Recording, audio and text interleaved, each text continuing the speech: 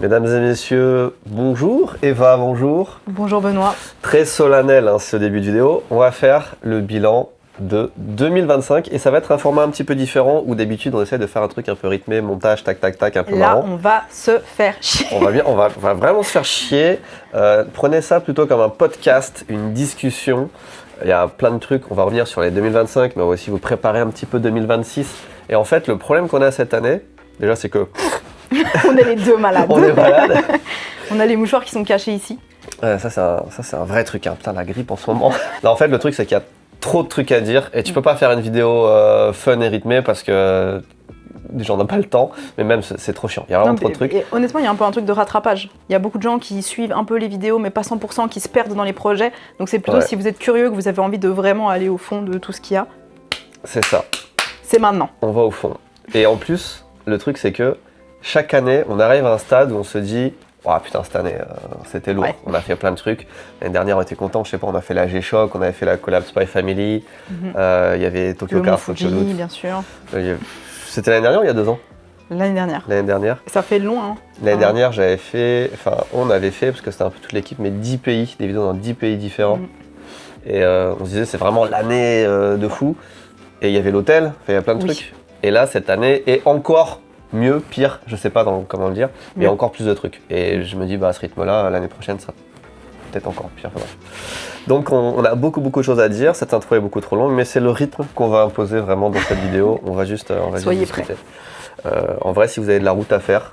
Oui, c'est vraiment tranquille. Voilà, tranquille, posé, fin d'année, tout le monde est épuisé, on y va. Ouais, enfin moi ça va, on est malade mais on est là quoi. On va découper cette vidéo en petits segments. Il n'y aura pas que Eva qui va intervenir aujourd'hui. On aura un petit segment e-sport, un petit segment Odyssée avec des intervenants aussi. Et on va commencer par parler de YouTube. Alors il y aura une partie France, une partie Japon, on va un petit peu mixer parce que maintenant on est déjà petite intro, mais c'est vrai qu'on est c'est le gros travail qu'on a fait cette année. On est en France et au Japon, alors que l'année dernière on était purement au Japon avec juste les locaux de Individuals, de Rudy ici en France, mais on gérait tout depuis le Japon. Et maintenant, on a nos locaux Odyssée, là ça se voit un peu, les locaux Odyssée qui ont ouvert. Mais tu sais que ça fait que cette année. J'ai l'impression que ça fait beaucoup plus longtemps, mais non. C'est vraiment cette année-là. Ouais, là vraiment il y a eu beaucoup de trucs. Il y a 2 QG, il y a l'e-sport et Odyssée qui sont tout frais. Ouais. On a fait l'inauguration hier soir, officielle. Bon, ça fait quelques semaines, mois maintenant qu'on y est, mais avec la mairie et tout, des locaux e-sport. En vrai, c'était pas mal. On a coupé un ruban avec des vrais coups de ciseaux de mairie, c'est un peu stylé. Vraiment, je savais pas qu'ils faisaient ça pour de vrai. Ouais, sauf qu'on l'a pas coupé en mode inauguration, mais on l'a coupé dans notre coin parce qu'on a oublié de le faire comme des cons. Ouais, donc l'installation en France, avant de parler de YouTube, en vrai, parlons de ça, parce que c'était un gros taf. Et putain, ça fait 2 mois. Je suis arrivée le 2 octobre, donc ouais, ça fait bientôt 3 mois que je suis là. Ça fait 3 mois que tu es en France et que tu gères un petit peu tous les projets ici Japon, Odyssée. Bon, je donne des coups de main à gauche à droite. Par exemple. On va rentrer plus en détail après. Tu me prends de court. Moi, j'étais partie sur mon tunnel YouTube. Ok, on peut faire ça aussi, mais juste ce que les gens ne voient pas sur cette chaîne ici Japon, c'est qu'en général, on est avec la team Japon. Globalement, Timothée, Théo, Léo, Jérémy, JC aussi, et puis un petit peu Akiko et la team japonaise. Mais maintenant, on a vraiment la team France ici, qu'on montre un petit peu moins sur cette chaîne, parce qu'on a d'autres chaînes, on va en parler. Mais il y a vraiment plusieurs teams maintenant au sein de l'écosystème, alors pas que ici Japon, mais dont ici Japon fait partie. Donc déjà, c'est l'information numéro 1, c'est le plus gros changement de cette année, et c'était un des travaux les plus difficiles, parce que franchement, les locaux en France, que ce soit ici ou à l'e-sport, ça on va pas, là on pourrait en parler 1 heure, mais ça prend du temps, les trucs. Donc on perd beaucoup de temps sur plein de trucs. Là vraiment... Là on commence à gentiment récolter les fruits de tous les efforts passés, d'avoir vraiment un lieu tranquille, chauffé, où on peut se retrouver. Ouais. Mais je parlais avec Laura hier, qui me parlait des heures qu'elle a passées à monter des étagères et des meubles. Ah oui. C'est du truc très concret qu'il faut faire, mais ça prend un temps de fou furieux. On peut difficilement le montrer en vidéo, parce que c'est excessivement chiant. Non, puis il y a des trucs qu'on voit pas, mais tu vois, on a eu des problèmes de canalisation, on a eu des problèmes de fuite. Dans les 2 locaux, il y a tout le temps des problèmes. Il y a des fois Enfin bref, c'est que des trucs à régler comme ça prend des semaines, des mois, c'est un peu chiant, un peu frustrant, parce qu'on n'avance pas dans le travail. Enfin, on le fait en parallèle du travail, mais... Enfin bref, là on est installé, on est bien, et on va pouvoir partir sur 2026 sur de bonnes bases. YouTube, la branche du poulpe numéro 1, je sais pas si on en a 8, 9, 10 maintenant des branches, mais on va parler de YouTube parce que vous êtes sur YouTube, et c'est quand même notre activité principale, et toutes branches confondues, c'est vraiment le truc qui nous réunit. Alors YouTube, vas-y, parle. YouTube, il y a beaucoup de chaînes. déjà. Et elles sont de plus en plus différentes. Est-ce que tu veux commencer par Ici Japon? Ici Japon. Il y a eu énormément de voyages. Ici Japon, déjà, il y a un changement de monteur et de trucs que tu gères. On a 2 nouveaux monteurs. Il y a Massa qui monte de temps en temps, que vous connaissez bien, mais maintenant il monte plus pour Odyssey. Et du coup, on a 2 nouveaux monteurs, Maxime, que vous avez déjà rencontré, et John. Et c'est eux qui font les gros montages, quasiment depuis 6 mois, quelque chose comme ça. Et ça roule super bien. On a réussi à avoir une organisation qui permet d'avoir les rushs suffisamment en avance, les tournages suffisamment en avance. Eux, ils ont le temps de bosser dessus, de faire des grosses vidéos qui vous plaisent. Ouais, ça marche bien. C'est trop bien. On a vraiment des commentaires ultra positifs sur tous les derniers projets. Beaucoup plus de voyages. Ouais. Donc c'est trop bien. On a eu des guests d'exception. Ouais, il y a une petite team qui s'est formée. En plus de la team, il y a les personnages récurrents. Il y a du Flo, il y a du Thomas, il y a du Davy Mourier. Donc c'est un peu cool, c'est un peu marrant. C'est l'univers étendu, on va dire. Et c'est que du plaisir. Là, tout ce qu'on a accès sur YouTube, il y a 0 vidéo. Ça n'a pas été le cas tout le temps, je pense, peut-être pas l'année d'avant, mais il y a 2 ans ou quoi, des fois on faisait des vidéos un peu pour combler ou des trucs, parce qu'on était un peu obligé pour des sponsors. C'est souvent le cas sur YouTube. Là, c'est 100% vidéo plaisir. Et si la vidéo, elle nous convient pas, elle marche pas, on la fait pas. Et si on n'a pas de vidéo, on fait pas de sponsor, on s'en fout. C'est vraiment que des trucs qu'on veut faire. Et c'est globalement, je pense sur toutes les chaînes, on axe vraiment beaucoup sur le voyage. Même Odyssey, etc. C'est beaucoup de la découverte, beaucoup du voyage. Après, il y a la branche nourriture avec Louis. Tu avais Louis, toujours bouffe. Japon récurrent, mais nourriture, voyage, entrepreneuriat. Ça, c'est les 3 trucs qu'on fait en fonction des chaînes. Et en voyage particulièrement, l'année dernière, on avait voyagé dans 10 pays différents. Là, j'ai calculé, on en a fait 15. Déjà, il y a France et Japon, en plus, on fait des allers-retours. Mais 15 pays dans l'année, c'est beaucoup. Attention, cite-les. Je les ai notés. Sinon, ça va prendre 3 heures, mais bon, France-Japon, évidemment. L'Indonésie, on a commencé en janvier. Traumatisé cette vidéo, hein, avec le poulet mort là. Ah ouais, avec mes enfants qui mangent la tête de poulet. Là. On a fait la Corée, on a fait la Suède avec Odyssey, on a fait la Chine, on a fait Dubaï, on a fait l'Estonie, la Macédoine du Nord, le Brésil, Taïwan, Brunei, la Bulgarie, la Suisse, et on fait un autre pays où on part ce week-end, où on vous dit pas où c'est. Mais voilà, ça sera le 15e pays de l'année. Et il y en a certains qu'on a fait plusieurs fois en plus. La Chine, j'y suis allé 3 fois. Et à chaque fois, c'est des vidéos différentes. Il y a un truc aussi, c'est dur de faire comprendre ça aux gens. Parce qu'en général, quand tu vas sur une chaîne YouTube, tu as toujours un peu le même concept, le même rythme et tout. Mais nous, chaque pays qu'on fait, déjà, c'est pas forcément avec la même team parce que c'est des projets différents. Et chaque pays, c'est une vidéo différente, c'est un rythme différent, c'est un style différent. Je sais pas, on va à Dubaï dans un grand hôtel, et ben ça va être piscine, machin, on va s'amuser. Par contre, on va dans le désert, ça va être aventure. Et chaque vidéo est vraiment propre au pays, tu vois, le rythme, le montage, etc. Donc c'est un petit peu dur pour les gens qui peut-être se retrouvent pas. Le point central, c'est généralement moi. Mais c'est vrai que c'est pas un truc que tu fais normalement sur YouTube. Mais pour moi, chaque voyage est différent. En plus, on n'est pas avec les mêmes personnes. Des fois, on va faire des trucs de luxe où on se la pète un peu. Des fois, c'est très roots où je fais un truc. L'année dernière, c'était traverser les États-Unis et je dormais dans la voiture. Tu vois, c'est pas du tout la même DA, quoi. Donc c'est un peu dur à comprendre. Mais bon, moi, chaque voyage est différent. Donc chaque vidéo est différente. Ça me gêne pas trop. Et puis il y a eu le nouveau concept avec Thomas qui a initié le truc des lieux insolites. Pour moi, c'est une des vidéos que j'ai préférée. J'ai adoré la montée aussi. Ouais. Et vraiment, je me suis un peu cassé la tête dessus parce qu'elle était super riche. Ouais. Mais je pense qu'on tient un truc avec cette vidéo-là. Elle a bien marché. Elle arrive à 1 million de vues, là. Et il y a le truc un peu absurde de... Tu donnes envie de voyager, mais en même temps de penser le voyage différemment. Ouais. Parce que c'est vraiment, tu vas pas aller dans... quels sont les 10 meilleurs lieux à visiter dans tel pays sur TripAdvisor, mais tu vas vraiment chercher les petits points bizarres. Et ça pousse les gens à C'est vraiment ça qu'il faut faire. Généralement dans le voyage, en plus on s'en rend compte même au Japon, mais les trucs touristiques en vrai, t'as envie de les faire, mais t'as plein de gens, c'est pas là que tu prends le plus de plaisir. Et au-delà de ça, c'est le trajet. Hop, on se déplace quelque part, on sait pas ce qu'on va faire, on mange en route, on s'arrête, et c'est ça qui est vraiment trop plaisant. Surtout de le partager avec des gens cool. Donc cette série-là, effectivement, très très bien. Et en parallèle aussi la série Nourriture Bizarre qu'on a faite notamment avec Malo, ça aussi c'est trop bien. Ça t'emmène dans des endroits où j'ai jamais tiré. Ouais, les découvertes que tu fais, c'est un peu fou. Donc on a des concepts comme ça qui marchent bien en plus. Donc on va continuer évidemment. Et le nombre de gens qui, quand ils nous croisent, enfin surtout quand ils te croisent, ils disent « Je suis pas trop voyage, mais grâce à toi, j'ai voyagé ». Je trouve que c'est un super beau compliment pour juste faire une ouverture d'esprit et oser des trucs. Enfin... Ouais, après on se lance vraiment à contre-courant où tout le monde dit « Ouais, vas-y, ça nique la planète de prendre l'avion et tout ». Et on est là, voyager, découvrir le monde, c'est ça qui enrichit. Mais ça dépend parce que même quand on le fait en France ou en Bretagne, tu vois, sur Ici Japon Corp, on a été plusieurs fois en Bretagne, et à chaque fois les gens nous disent « Ah putain, vous étiez à côté de chez nous, je savais même pas qu'il y avait ça ». Oui, même... Et en fait, c'est... juste regarder et penser à côté de juste aller voir le Mont Saint-Michel, mais peut-être aller voir le rocher qui fume. Enfin, c'est peut-être aussi cool. Alors qu'on a fait le Mont-Saint-Michel. Alors qu'on a fait le Mont-Saint-Michel.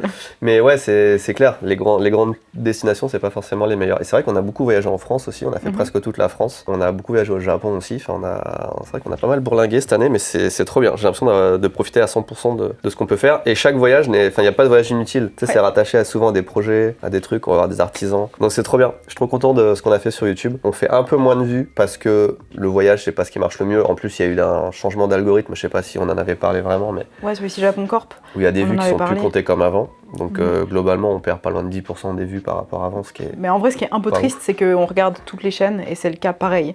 Oui, bien sûr, c'est du YouTube en général. Mais on est quand même relativement content et ça nous permet de... Enfin, on va continuer sur ce rythme-là. Et on va rajouter quelque chose normalement. Ah, potentiellement, ouais, c'est en réflexion. On va peut-être revenir un petit peu sur le format narratif, ce que je faisais beaucoup il y a quelques temps, notamment pendant le Covid, pour parler de faits de société ou de trucs. Pourquoi? Alors moi je préfère vivre les choses qu'en parler. En général, les chaînes où ça parle de trucs, juste à l'impression que c'est une page Wikipédia. En vrai, je suis client aussi parce que je suis curieux. Mais généralement, ça te fait... Tu me dis, regarde cette vidéo, si je pouvais y aller. Mais ouais, voilà. Si t'y vas pas... Déjà, tu te rends compte en y allant que... d'ailleurs, il n'y a pas eu... Ah si, il y a eu le Brésil. Bah, c'était un peu ça. Le Brésil, c'était un peu ça. En vrai, le Brésil, c'est une vidéo qu'on a vue. Qui est-ce qui l'avait faite? C'est pas Hard Disk? Hard Disk. Hard Disk, il fait beaucoup de ce genre de vidéos. Et moi, je suis très curieux de ce qui se passe. Enfin, en vrai, je suis client de ce genre de vidéos. Je me dis, ok, l'histoire de Fordlandia, elle est trop bien, mais bah, t'as envie d'y aller, quoi.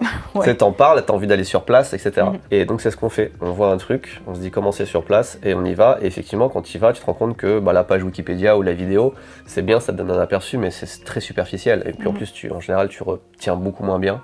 Ouais. Donc on a pris ce parti d'y aller. Cependant, il y a des endroits où on peut pas aller et c'est extrêmement frustrant et dont j'ai envie de parler, ou peut-être j'irai un jour mais c'est tellement difficile qu'on va peut-être revenir sur un format un petit peu plus narratif pour parler de ces endroits exceptionnels qui font aussi rêver, qui donnent envie de voyager mais dont on peut pas aller, ou alors c'est des trucs historiques qui n'existent plus, des choses comme ça. Je me dis ça peut être intéressant. Par contre, on va prendre le parti de faire des vidéos positives. Je sais pas si vous avez remarqué, mais depuis quelques années, tout le contenu négatif, je l'ai fait pendant le Covid. À l'époque, il y avait personne qui le faisait. Je me dis, on prend un peu le contre-pied du truc, de montrer les faces cachées du Japon. Maintenant, tout le monde fait ça. Enfin, c'est devenu pas qu'au Japon, mais... Ouais, puis toi, en vrai, ta particularité, c'est que tu vois tout le temps le positif. On peut t'amener n'importe où, tu diras, c'est génial. Quoi? C'est le plus gros tas de purin de la planète. J'adore. Incroyable. Prenons un selfie. Je vois, tu vois, beaucoup les gens critiquer. Même Dubaï, à chaque fois qu'on va en Chine, à Dubaï ou un truc, les gens voient le négatif, les trucs que t'as dans les infos. C'est des critiques qu'on a vraiment beaucoup. Ouais, tu parles pas des Ouïghours, tu parles pas des conditions de machin. Dubaï, juste y aller, c'est un vrai sujet. C'est déjà un sujet. Enfin, en fait, y aller sans critiquer, sans remettre tout le contexte géopolitique, c'est dur. Et en même temps, c'est un peu légitime quand même de se dire, bah, il y a des choses, mais en même temps, il y a des problèmes partout. Et parler de tout le temps, bah, c'est pas le rôle que tu as décidé, quoi. Enfin, non, moi je fais pas de politique dans la vie, je vais pas en faire sur la chaîne et je vais pas prendre parti sur des trucs que j'ai vus à la télé ou des trucs comme ça. Donc je préfère aller sur place et montrer comment c'est sur place. Et si je vois un problème, je le dis, si j'en vois pas, je le dis pas. C'est vraiment ce que je vois, tu vois, ma vision du truc à un temps donné.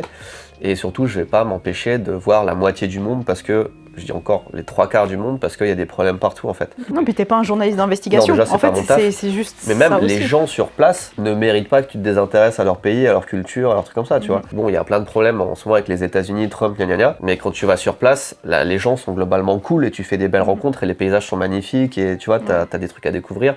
Tu vas à Dubaï, les gens qui habitent à Dubaï, c'est des gens comme toi et moi qui travaillent là-bas, qui ont leur épicerie, machin, tu vois.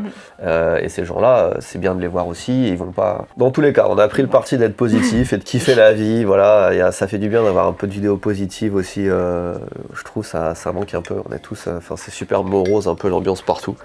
Donc si on peut apporter au moins un petit sourire, un petit peu de rigolade, c'est bien. Ouais, YouTube, il y a deux trucs. Bah déjà, ouais, on n'a même pas rebondi sur cette chaîne, mais c'est vrai qu'on a un peu changé le rythme plusieurs fois. Vidéos quotidiennes, plus quotidiennes, etc. Là, on a 2 vidéos par semaine. En vrai, c'est un gros taf pour Timothée. Je sais pas si vous vous rendez compte du taf que c'est de gérer une vidéo par jour, mais c'est impossible. Énorme. Surtout que c'est des vidéos, souvent il y a des vidéos maintenant voyage, des trucs comme ça, des formats un peu plus gros. Donc là, il a un petit peu plus de temps, quoique il gère aussi des vidéos Odyssée, des trucs comme ça. C'est un sacré taf. Mais on est content du rythme là, actuellement. Là, ce qui est bien, c'est que ça nous permet de faire des vidéos un petit peu plus travaillées, puis moins redondantes que des fois il se passe rien dans une entreprise ou que des trucs chiants, parce qu'il y a plein de trucs chiants administratifs, des calls. Là, j'étais avec un avocat, un expert comptable, on s'en fout de montrer ça en vidéo, mais c'est aussi beaucoup le quotidien, tu vois. Donc les jours où il se passe rien, bah il se passe rien, mais quand il se passe quelque chose, il y a une bonne vidéo. Donc c'est le parti pris qu'on a pris. Et puis il y a les nouvelles chaînes aussi. Principalement 2 grosses nouvelles chaînes. Donc l'e-sport, je sais pas si je laisserai l'e-sport en parler ou si on en parle. Ouais, ils en parlent parleront. Et puis Odyssée, je tiens quand même à en parler un petit peu parce que justement, je trouve qu'on retrouve vachement cette vibe voyage, un peu comme l'IJC à l'époque. Vu que c'est Massa qui les monte. Et que c'est souvent sur des tournages plus longs de plusieurs jours. Moi j'ai un petit coup de cœur pour Odyssée. C'est un mix entre l'IJC et ici Japon, je trouve, où on a mis du voyage. C'est vrai que cette année on est parti en Suède, on est parti en Bulgarie, on a fait l'Estonie. La Russie, j'allais dire. Ouais, Russie, Estonie. Et ça c'est sur la chaîne Odyssée. Et c'est des vraies bonnes vidéos, en vrai c'est trop cool. Avec des objectifs typiquement Odyssée quoi, et la team Odyssée, donc c'est vraiment sympa. Donc nouvelle chaîne en alternance avec ici Japon, une semaine sur 2. Donc beaucoup de vidéos. Je pense que l'année on a fait le plus de vidéos, mais de loin. Quoi. Et on a aussi 2 monteuses pour les shorts sur Odyssée. Ah oui, c'est vrai. Donc Morane et Sarah, dont on n'en a pas trop parlé, mais j'arrive pas à parler. C'est terrible. Pas grave. En plus, Timothée va même pas couper pour te laisser dans... Il va me laisser dans la merde comme ça? Bah, je suis en mode podcast. Hein. Oh non. Morane et Sarah qui nous ont rejoints aussi à distance, mais qui font du super taf en collaboration avec... on a passé 20 minutes juste sur YouTube, tu vois, là on a un rendez-vous qui arrive dans 3 quarts d'heure. On se dépêche Prochaine... il faut spoiler. J'ai même pas envie de me dépêcher, ça se trouve on va tourner la vidéo en 2 fois. On les a prévenus un peu. Tu veux pas spoiler un tout petit peu celui d'avant? Parce que c'est écrit spoil, j'ai très envie de leur Ouais, c'est vrai, dans chaque thème qu'on va aborder, on va vous parler un petit peu de 2026 et ce qui arrive. Et donc sur YouTube, il y a déjà la vidéo qu'on va faire ce week-end. J'ai trop hâte. On vous dit pas où c'est, et en plus on veut pas que la personne avec qui on va sache où c'est, donc c'est un peu un secret. Pour vous dire, la personne était tellement flippée que j'ai dû parler à sa maman pour lui dire « On va là, ton fils rentrera vivant ». Et cette personne, c'est Thomas Dezer. C'est Thomas Dezer. Donc on est super content là de refaire une vidéo avec lui. C'est un pote hein, dans la vraie vie, franchement. Je le déteste. Quand vous voyez des gens, oui je le déteste aussi. Non, c'est pas vrai. Quand vous voyez des gens en vidéo, vous nous voyez avec un influenceur, un youtubeur, un truc comme ça, vous pouvez être sûr que c'est l'entourage, enfin c'est des gens qu'on a a priori qu'on aime bien. Si d'un coup il y a quelqu'un qui passe dans le fond et on reconnaît Norman, peut-être pas. Mais... peut-être pas, ouais. Déjà qu'on le reconnaît même quand il est pas là sur certaines vidéos, vrai, si vous avez la ref. Mais non, on fait pas de feat pour faire des feats, ça n'existe pas. D'ailleurs, on fait qu'avec des gens un petit peu plus petits que nous, comme justement Thomas. Comme Thomas, ouais, comme Big Flo, des gens comme ça qui n'ont pas trop de hype, pour être sûr qu'on leur vole pas de hype, mais qu'on leur donne un peu la force sur les petits créateurs. Ouais, c'est important. C'est très important. Autre spoil, est-ce qu'il y a un autre truc? Je regarde mon PC. Non, il n'y a plus de spoil. On garde le reste. Il y a des spoils qu'on vous donne pas. Avant d'appeler Joseph pour l'e-sport, je veux juste parler d'ici Japon Village. Sujet suivant, ici Japon Village. Bon, il n'y a pas de... Il n'y a pas d'effet. Non. Ici Japon Village, j'en parle, c'est le truc qui va aller le plus vite et c'est le truc qui est à la fois le mieux et le plus frustrant. 2024, on était à fond dessus. Ouverture des hôtels, machin, nanana, il se passe plein de trucs. Là, 2025, pas grand chose. Bah, ça roule quoi. C'est une affaire qui roule. Globalement, c'est chiant parce que... Alors si on a fait des trucs, Théo a fait la DA. Le logo, je crois que c'était l'année dernière, je suis pas sûr. Bah, en tout cas, qu'il soit arrivé en grand, c'était cette année. Et pareil, le distributeur. C'est ça. Enseigne, tous les distributeurs. Tu sais si ça marche le distributeur? Très très bien. T'as pas vu la vidéo où on en parlait, mais on a vraiment fait les bilans et tout ça. Mais oui, ça marche très bien, les distributeurs. Ça rapporte un petit peu d'argent, même si c'est pas le but. Mais en vrai, je trouve ça un peu stylé. On a des petits projets comme ça où on se dit c'est un peu stylé, on va en parler d'autres. Le distributeur automatique, avoir un distributeur automatique, je sais pas, ça me fait trop kiffer. Floqué, en plus il est vraiment beau. Il est vraiment beau. Il est vraiment très très beau. Donc ouais, à part ça, il y a eu plein de petits ajustements, mais des trucs techniques. Il y a Axel qui nous a rejoint aussi en début d'année, qui gère les hôtels avec Nourri. Qui cuisine très bien. Et qui cuisine bien, et qui est très sympathique, et que vous adorez quand vous êtes à ici Japon Village. Mais globalement, le projet est fini. Si tu veux, on va pas construire plus de maisons parce qu'on n'a pas la place. L'étape d'après, c'est de faire un hôtel plus grand, mais c'est un budget de malade mental. Là, en ce moment, les banques, elles font pas leur travail de banque, quel que soit le pays. Elles vont pas te prêter d'argent, elles vont pas faire prendre de risques, même si tu as une entreprise qui marche bien, ou alors c'est des conditions vraiment difficiles. Donc on est un peu sur un statu quo, où l'hôtel marche bien, on est très très content, et en vrai, on croise beaucoup de gens, enfin on vous croise aux hôtels quand vous êtes au Japon, et c'est très très cool, c'est un bon point de chute. En plus, on nous offre plein de trucs, donc ça c'est cool aussi. Mais globalement, il n'y a pas vraiment d'évolution possible à ce stade-là. Donc on en parle un petit peu moins, mais ça roule, on est très content, on a un taux d'occupation bien au-dessus de la moyenne des hôtels. Il y a des bonsaïs. Il y a les bonsaïs. Qui sont magnifiques, qu'il faudra bientôt recouper. Voilà, et peut-être que tu le feras et que cette fois-ci il y aura du son sur la vidéo. Ne parlons pas de ce souvenir douloureux, ça arrive. Ah si, j'ai marqué, on a 9,4 sur Booking. Seulement? Et en fait, on devrait avoir plus que ça. Mais c'est arrivé 2 fois, une fois l'année dernière, une fois cette année, où il y a quelqu'un qui nous met une note genre 3 ou 2 sur 10. Ça nous arrive 2 fois, mais on sait pas pourquoi. C'est-à-dire que la première fois, même la personne, je l'avais rencontrée aux hôtels, ça se passait bien et tout, et il nous met des notes, il nous met 10, 10, 10, 10, 10, et note globale 3. je pense, un peut-être un ou un truc. misclick. Oh non. Et bah ça te fait ta note. Et du coup, baisse. on a beaucoup de gens qui mettent 10, 10, 10, de temps en temps un 9, un 8, tu vois, normal quoi. Mais il y a toujours une note, une fois tous les 6 mois ou un truc comme ça, boum, un 2, on sait pas d'où ça vient. Du coup, on n'arrive pas à passer le 9,5 qui est le palier ultime où je crois que c'est plus que là, on doit être exceptionnel, mais je crois qu'il y a un truc encore au-dessus. Okay. C'est pas très grave, mais plus ta note est élevée, plus ton ranking est bien et plus t'as de clients quoi.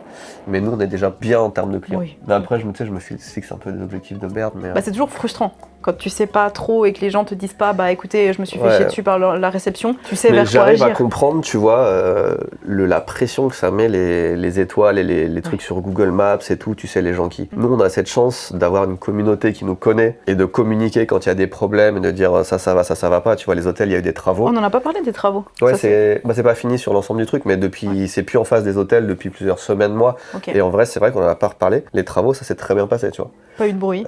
Non, très peu, juste vraiment occasionnel, mais les clients du coup étaient au courant. Ouais. On donnait des petits cadeaux aussi pour compenser, etc. C'était vos conseils, ça en plus. Les gens nous ont dit, au lieu de baisser les prix, donnez des petits cadeaux et petite attention. Ce sera plus.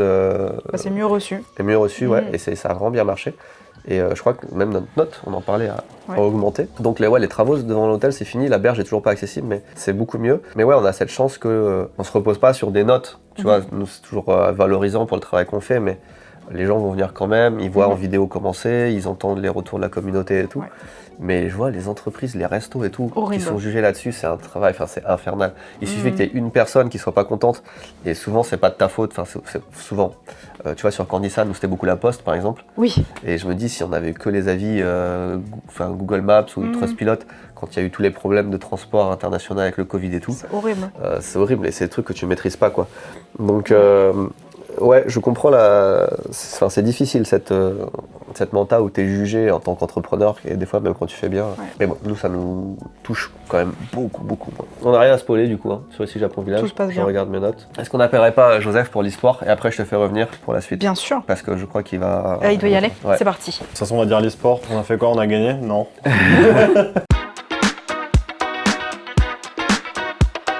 Il est vraiment bien ton hand spinner, moi je suis vraiment fan. C'est un barillet, t'as dit que tu pouvais enlever les balles en plus. Tu peux enlever les balles, tu peux jongler avec. C'est incroyable. Et ça c'est un de nos sponsors, c'est Cdiscount qui ralasse ce genre de truc. Tu vois, on nous donne un budget pour les locaux e-sport, ça passe en hand spinner. Non, ça passe en cadeau pour les gens bien investis dans la structure. Ok. E-sport. Parlons-en. Donc on a un peu évoqué avec Eva le sujet des locaux. On a eu des beaux locaux. Alors il y a eu les parties galères, on en a parlé un petit peu, où franchement quand tu as des locaux, c'est pas facile. C'est toi qui as tanké beaucoup avec Vincent, mais tu as été vraiment le tank de administratif et des trucs comme ça. Bah ouais, entre finaliser le bail, faire avancer les travaux quand tu vois que ça galère un petit peu.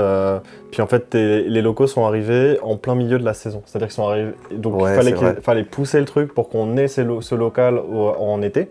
Parce que sinon, en fait, on n'avait plus d'intérêt à l'avoir. D'ailleurs, ça s'est vu, une fois que les joueurs étaient plus là. Alors, c'était très cool pour le staff et tout, mais en fait, on est allé au local parce qu'on avait un local et pas l'inverse. Non, mais c'est surtout l'aménagement, parce que la coque, elle était à moitié vide.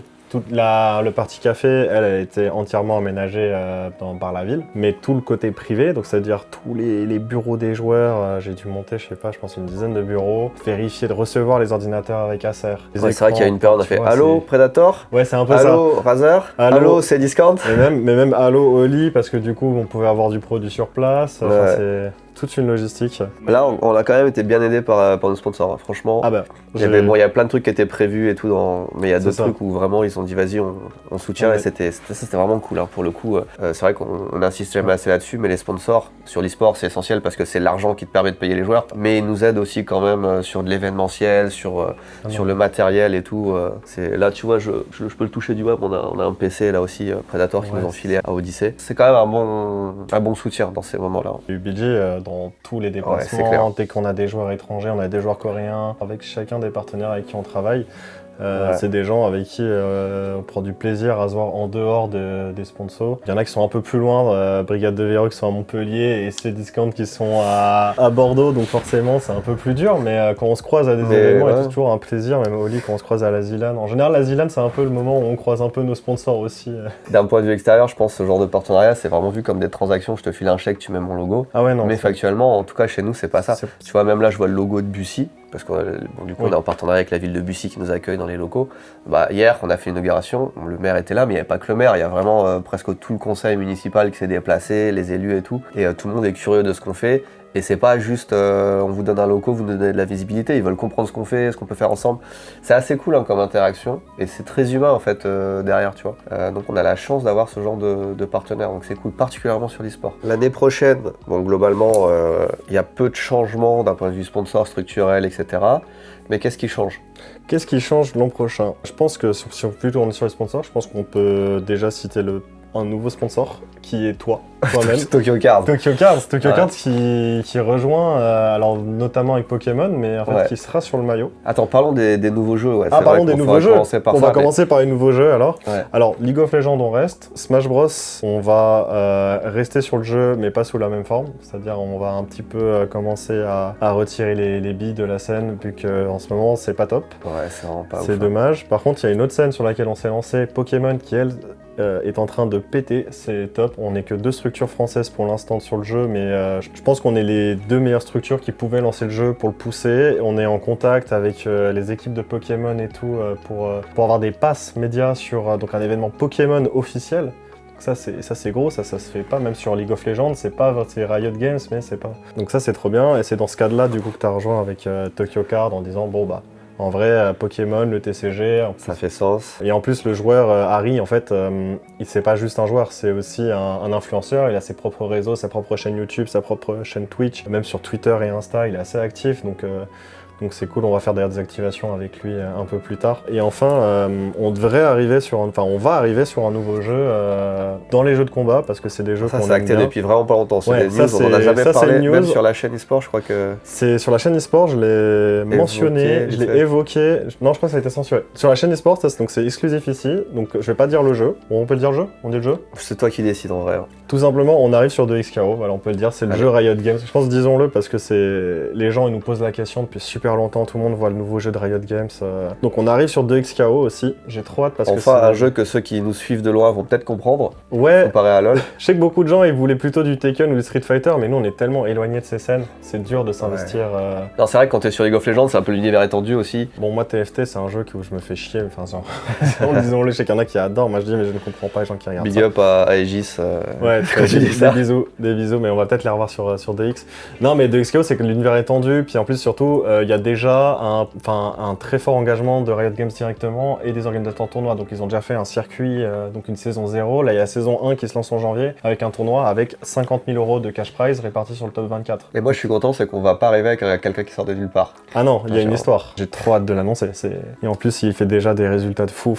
Je suis trop content. On se lance malheureusement pas sur un nouveau gros jeu. En fait, la raison, elle est très simple. C'est comme pour tout, c'est très dur de dire à des sponsors, venez, on se lance sur cette scène. Toi-même, tu sais pas trop quel résultat tu vas faire. Eux-mêmes savent pas trop parce qu'ils sont déjà sur League of Legends. Attention, faut pas se dévaloriser. On passe de 2 à 4 jeux. C'est déjà pas mal, mais on n'est pas sur du tier 1. On reste sur du tier 2. Tu vois, on n'est pas sur du Valorant, du Counter-Strike, Rocket League. Ouais, après, les scènes sont de plus en plus dures. Mais c'est de plus en plus dur. Il y a cette réalité de l'e-sport aussi qui va bien, mais du coup, en fait, commence à converger vers sa forme finale. La scène e-sport, c'est un peu difficile dans le sens où, des fois, tu vois, il y a des ajustements. Là, on voit qu'il y a un peu moins de budget généralement sur toutes les équipes. Mais c'est-à-dire que c'est quand même beaucoup dépendant des sponsors. On en parlait, on a de la chance. Donc là où toutes les équipes peuvent, tu vois, un petit peu s'adapter au niveau des salaires, des trucs comme ça, parce que c'est un peu sur toute la scène. S'il y a une équipe ou une structure qui se retrouve avec un sponsor en moins, un gros sponsor en moins, truc comme ça les fragilise. Là, on le voit même en LFL ou dans d'autres, il y a plein d'équipes qui se retirent, c'est pas facile. Nous, on est quand même un peu privilégiés sur l'accompagnement qu'on a.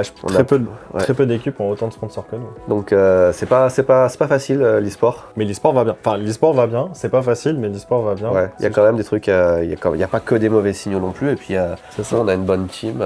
Donc, il y a tout ça qui se fait, mais en parallèle, t'as ton mercato qui s'est fait, qui a été mené par Vincent là justement, qui a très bien fait ça. Je suis trop content de l'équipe, j'ai trop hâte que les gens les rencontrent.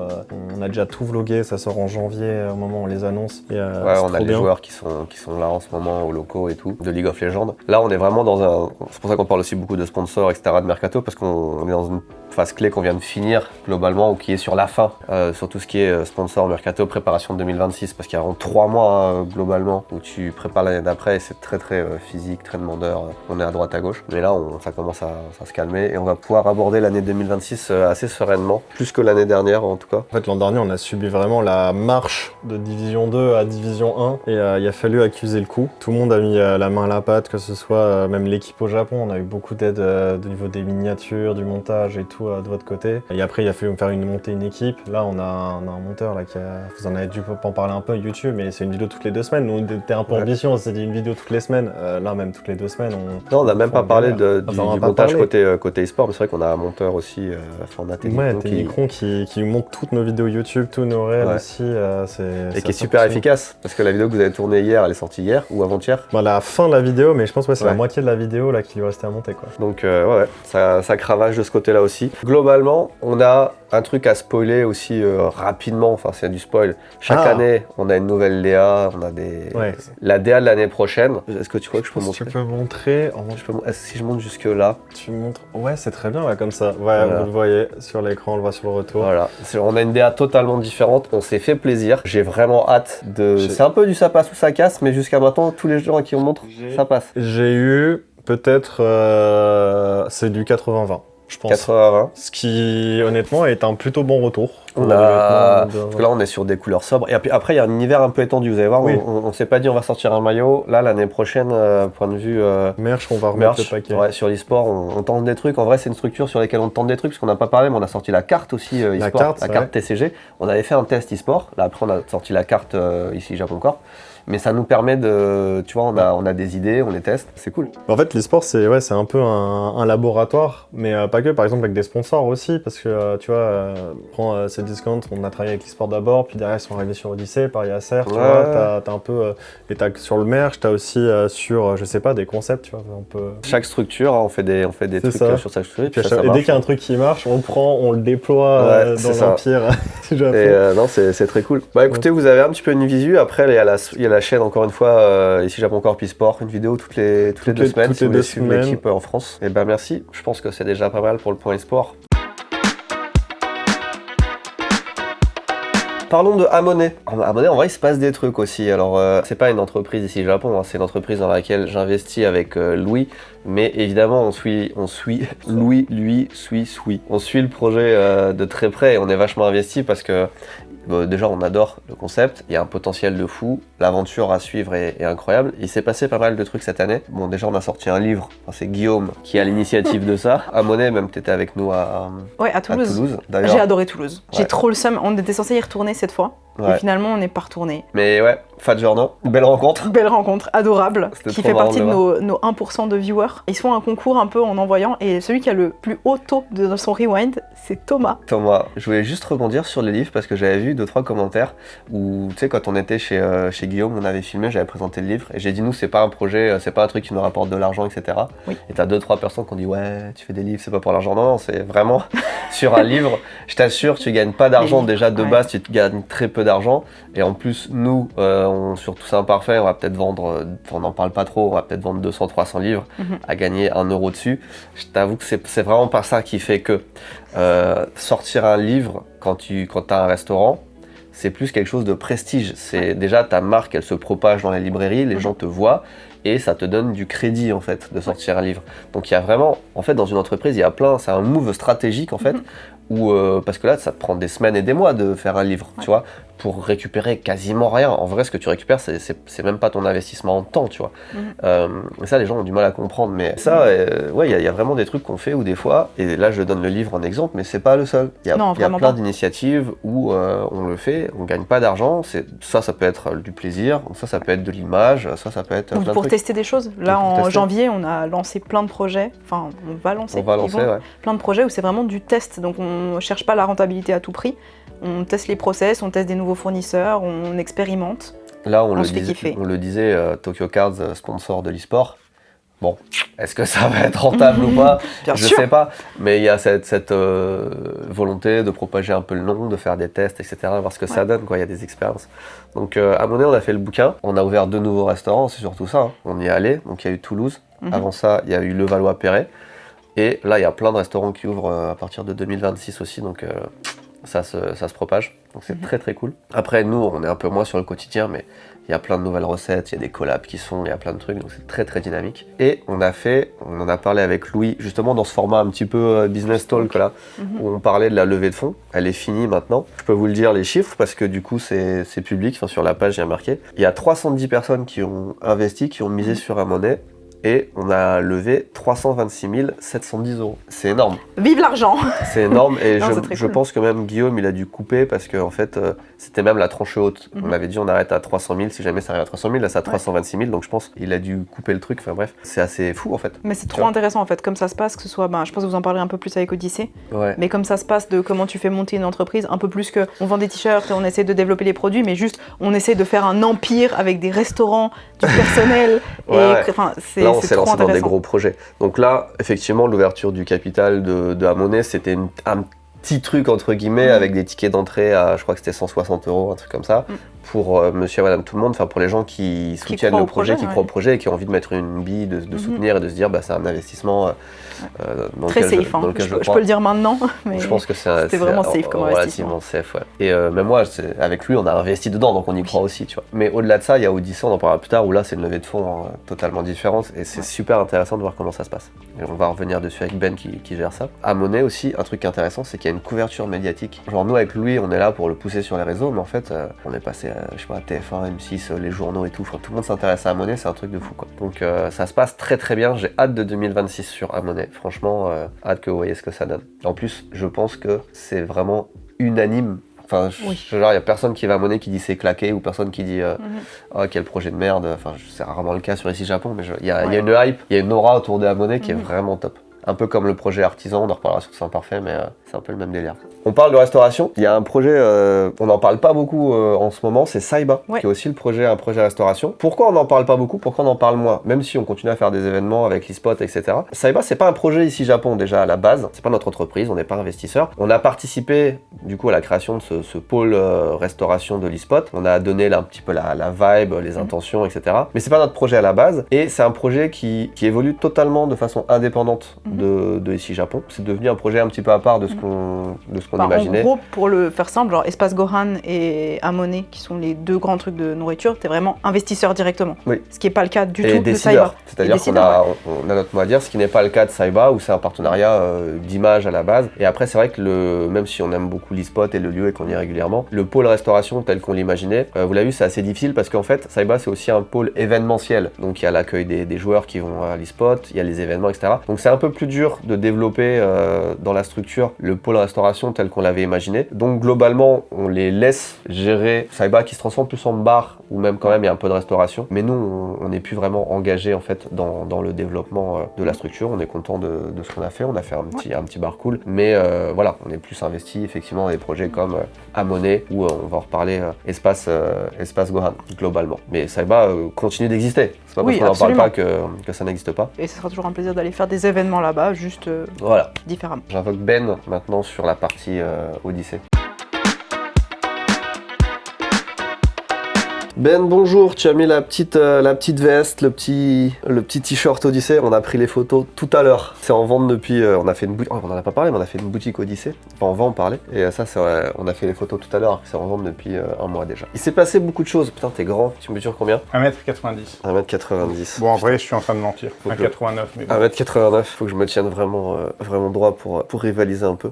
Il s'est passé tellement de trucs sur Odyssée. Toi, bon, les gens te connaissent maintenant de la chaîne Odyssée, un petit peu de Ici Japon Corp, donc on est cofondateur sur le projet Odyssée. C'est toi qui gères une grosse partie de l'opérationnel, de la levée de fonds en ce moment, et encore une fois de l'opérationnel de tout ce qui est bâtiment, enfin flagship Odyssée, etc. Donc le gros du truc en vrai, t'es là en France, sur le terrain, tout le temps, 24 heures sur 24. Du matin au soir, le samedi, le dimanche. C'est ça, oui. Avec Eva, on disait tout à l'heure qu'on travaillait beaucoup, mais toi, c'est encore un autre niveau, je pense. Surtout dans cette période-là, en ce moment, il y a beaucoup de trucs à faire. Tout se passe bien aussi, enfin, tous les signaux sont au vert, enfin, je veux dire, on n'a que des bons contacts, mais ça crée un truc où il y a tellement d'opportunités et de contacts que c'est dur de se dire je vais laisser passer ça, je vais pas m'y intéresser. Et si on veut creuser toutes les pistes et vraiment aller au bout des choses, ça prend un temps et une énergie folle. Et comme on est une petite équipe, c'est beaucoup toi qui tank tout ça. Reprenons chronologiquement. Déjà, on en est vraiment arrivé à un point où, que ce soit sur la partie associative ou sur la partie Odyssée, on est vraiment en train de prioriser les priorités là. C'est clair. C'est clair. En fait, il y a une liste, si tu veux, avec 100 bullet points. On va dire, bon, on va déjà faire les 10 premiers. Enfin, 20 premiers, 30 premiers, je sais pas. Et après, on verra les problèmes de canalisation. On verra en janvier, tu vois. Je ne vois pas de quoi tu parles. Non, tu l'as pas dit. Non, heureusement, j'ai le nez bouché. On est tous malades. On a commencé l'année un petit peu en fanfare. En mars, vous avez suivi, on a fait les annonces. On a fait un petit, comment on appelle ça, une milestone, un point d'étape. C'est ça, ouais. Et puis le reveal, surtout. Et le reveal de ce qu'on allait faire. Donc, on a fait, à ce moment-là, le point de tout ce qui avait été fait et de tout ce qu'on avait annoncé. Là, on est en fin d'année. Est-ce qu'on a fait tout ce qu'on avait annoncé en mars? On avait annoncé, pour rappel, qu'on préservait la collection de Ludovic, qu'on l'a intégrée dans l'association. Donc ça c'est fait. Ça c'est fait. Depuis février, effectivement, l'association est propriétaire de la collection Odyssée. Et elle est là, et on la répertorie, et on travaille toujours sur le projet de Guinness Book. Ça prend du temps. C'est ça, oui. Alors, on travaille vraiment sur ce sujet, notamment Ludovic. Il passe pas mal de temps, il y a un manque de réactivité de la part du Guinness Book aujourd'hui. Donc si vous avez des contacts, surtout n'hésitez pas. Ouais, il faudra qu'on relance plusieurs fois, je pense, le truc. Donc cette partie-là, c'est quand même un gros... C'était le step 1 du financement participatif, genre faites en sorte que cette collection soit préservée. Ça, c'est plus ou moins acté. Ensuite, alors ça, c'est un point un petit peu plus délicat parce que c'est pas juste nous, mais le point d'étape sur l'avancée du bâtiment, du permis de construire, où ça se fait normalement maintenant, là. C'est ça, ça devrait être déposé soit dans les... en tout cas dans les semaines à venir. On espère vraiment que le dépôt pourra se faire avant la fin d'année, mais au plus tard, ce sera première quinzaine de janvier. C'est vrai que nous, on avait targeté cette année, décembre, là. Il se trouve que depuis le début du mois, tout le monde est malade. Parce qu'en plus, on dit qu'on est malade là, mais c'est pas que nous. C'est l'enfer pour se coordonner. Et il y a beaucoup... Alors, il y a la bonne volonté de tous les côtés, et tout le monde veut que ça avance, et on est toujours au téléphone et tout.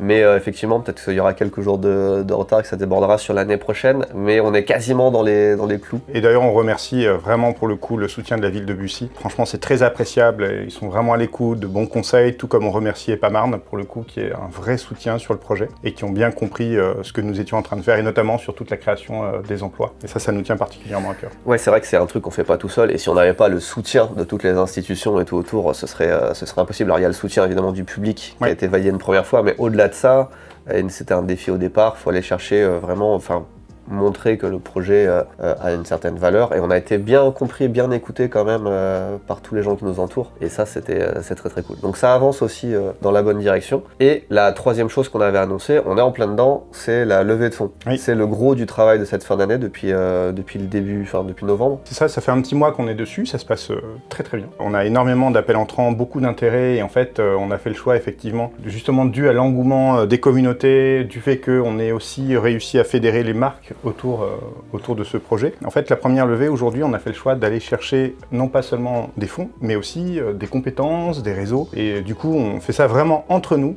et ça se passe très bien. C'est un peu tôt pour faire des annonces et tout, mais moi j'ai assisté, là, ces derniers jours j'étais là, on a fait quelques rendez-vous ensemble, même si en général c'est toi qui gères ce côté-là. C'est vrai que le projet se vend vachement bien. Après, c'est un gros travail parce qu'on veut chercher des sommes importantes, et même s'il y a beaucoup de gens intéressés, il faut enchaîner les... C'est une multiplication de rendez-vous, exactement. Il faut enchaîner les rendez-vous, c'est pas juste un rendez-vous, après tu vois, il y a du juridique derrière et tout, mais ça prend beaucoup de temps. Mais j'ai jamais vu personne de toutes celles qu'on a rencontrées ne pas investir dans le projet. Ça, c'est un truc de malade. Ah, mais c'est incroyable. Et tu sais que moi je voyais ça vraiment en mode, parce que moi j'apprends comment faire des levées de fonds, etc. Et moi je voyais ça en mode, t'es dans une salle de réunion, je sais pas si t'as vu, comment ça s'appelle, Silicon Valley, oui. Où tu vas et t'as des investisseurs rentables et tu pitches sur un tableau blanc ou sur un truc, ton machin. Ça se passe pas trop comme ça, c'est plus on se fait un resto ou des gens qui viennent ici, on parle, c'est très humain en fait, c'est beaucoup plus humain que ce que je pensais, en tout cas à notre stade de conversation, et c'est vraiment des gens qui croient au projet, qui peuvent apporter des trucs. C'est dommage, on peut pas trop donner de nom, mais je pense qu'on en donnera début l'année prochaine, mais il y a vraiment des gens super haut placés qui investissent. Il y a des studios, il y a même des marques japonaises, j'ai peur de trop en dire tant que c'est pas signé 100%, tu vois, mais il y a des des marques japonaises, des trucs comme ça, c'est un peu stylé. Exactement. En fait, on a beaucoup d'investisseurs individuels parce que l'engouement est vraiment autour du projet, autour de tout ce qu'on est en train de mettre en place. Il y a un profond respect aussi de ce qui est fait à travers toute la partie culturelle qui est portée par l'association. Encore une fois, je réitère le point, mais il y a bien deux sujets distincts. Il y a d'un côté l'association qui a ses propres fonds et qui a son propre mode de fonctionnement, et de l'autre... préserve, c'est la cagnotte, la levée de fonds, la préservation du patrimoine vidéoludique, de la collection, etc. Donc ça, c'est la partie muséale, en fait. Et de l'autre, on a toute la partie entrepreneuriale. Et moi, ce qui me sidère, en fait, c'est le nombre d'appels entrants et de mails qu'on reçoit tous les jours et de manière en fait spontanée. Des entreprises qui veulent soit investir, soit qui sont prêtes à nous mettre en avant et participer à tout ça. Et ça a même dépassé les frontières françaises, puisqu'on a aussi big up à toi de Belgique, et tu sais très bien, je sais très bien que tu écoutes la vidéo. Et en fait, on a aujourd'hui voilà, des gens aux Pays-Bas, en Belgique, au Japon, que ce soit des investisseurs individuels ou des entreprises, voire même des industriels. Et ça, c'est incroyable. Ouais, c'est un peu stylé. Le truc, c'est qu'il faudrait 2 ou 3 bennes quoi, pour pouvoir gérer tous les contacts. Donc cette partie de levée de fonds, ça avance et ça va courir sur les prochains mois de l'année aussi 2026. Et n'hésitez pas d'ailleurs à nous solliciter, que ce soit à me solliciter même sur nos LinkedIn respectifs et sur nos mails. On répond systématiquement, parfois avec un peu de délai, mais faut pas hésiter. Si vous avez des idées, elles sont toujours, on sera toujours à l'écoute et il y a forcément quelque chose à faire ensemble. Il y a une autre chose aussi qu'on avait promis, c'était de faire un événement avant la fin de l'année. On avait promis quelque chose d'original et on a fait un truc assez sympa. Franchement, on a fait un bon truc qui était peut-être pas ce que les gens attendaient, parce que je pense peut-être c'est plus on s'attendait à une exposition classique de consoles, etc. Mais nous, c'est pas vraiment ce qu'on veut faire. Après, il y a d'autres associations qui le font, etc. Donc on n'a pas pour but de faire ce qui existe déjà. Et là, on a été un petit peu plus ambitieux avec un partenariat carrément avec Tetris, Red Bull, Twitch, Densu. Enfin vraiment, c'est des marques. C'est déjà avoir un sponsor comme ça, enfin une personne faire un événement avec une de ces marques, c'est déjà ouf. Là, on a vraiment réuni les Avengers pour faire un bel événement qui s'est fini le week-end dernier d'ailleurs. C'est ça. On a participé au tournoi Red Bull Tetris, tournoi international, et je sais pas si vous avez vu les images sur les réseaux sociaux où ils ont fait la finale à Dubaï, sur l'arche de Dubaï avec des drones. Ils jouaient, les gars, mais c'est la technologie, elle est malade. Ils jouaient sur des drones et ça faisait descendre les Tetris, il n'y avait pas de lag, ça faisait descendre les pièces de Tetris dans une arche. Ils ont fait voler 2000 drones en 2000 drones en simultané. Tout était synchro et en fait chaque drone était équipé de panneaux LED. Ouais. Et du coup la partie était en live en fait. C'était complètement dingue à voir et franchement on vous invite à aller regarder la vidéo. Ouais. Franchement, un truc de fou. Et nous, on a participé à ça à notre échelle, mais on a participé au tournoi français. Donc, on a fait notre Ligue Odyssée avec les adhérents de l'association Odyssée, plus une team Red Bull qui les a affrontés. Bon, on les a massacrés. Dans notre ligue, on avait parmi certains des meilleurs joueurs français. Voire même mondiaux. Ouais. Voire même mondiaux, parce que le premier français, c'était un des premiers du monde, je crois, le deuxième, un truc comme ça. Donc, on avait parmi certains des meilleurs joueurs français mondiaux dans notre ligue, et ils ont affronté des influenceurs Red Bull, je peux dire qu'ils les ont massacrés.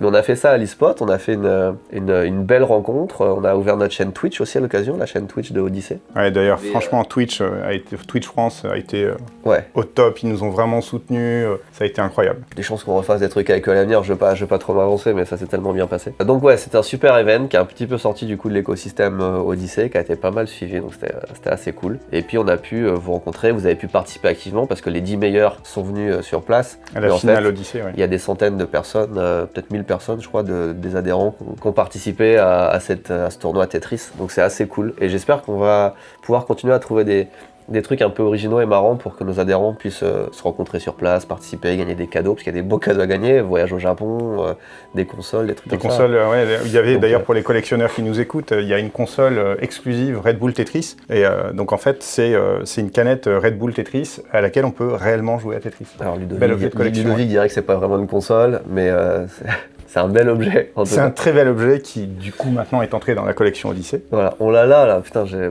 flemme d'aller le chercher, mais je l'ai vu tout à l'heure. Non, on va pas aller le chercher. Du coup, 2551 consoles. Voilà. 2551. Là, on vient de parler des adhérents. Odyssée, c'est un gros truc, il y a beaucoup de choses à dire, mais on a sur cette partie associative qui est surtout gérée par Florent Gorge. On a ouvert les adhésions. On a pris le parti de faire en sorte que les adhérents qui nous soutiennent, c'est pas juste une forme d'adhésion où vous nous donnez de l'argent pour soutenir le projet, mais en retour, on vous donne quelque chose. Et ça fait plus de 6 mois, un bon 6 mois. Depuis juin dernier, oui. Depuis juin, que les adhésions sont ouvertes, c'est 2 € par mois.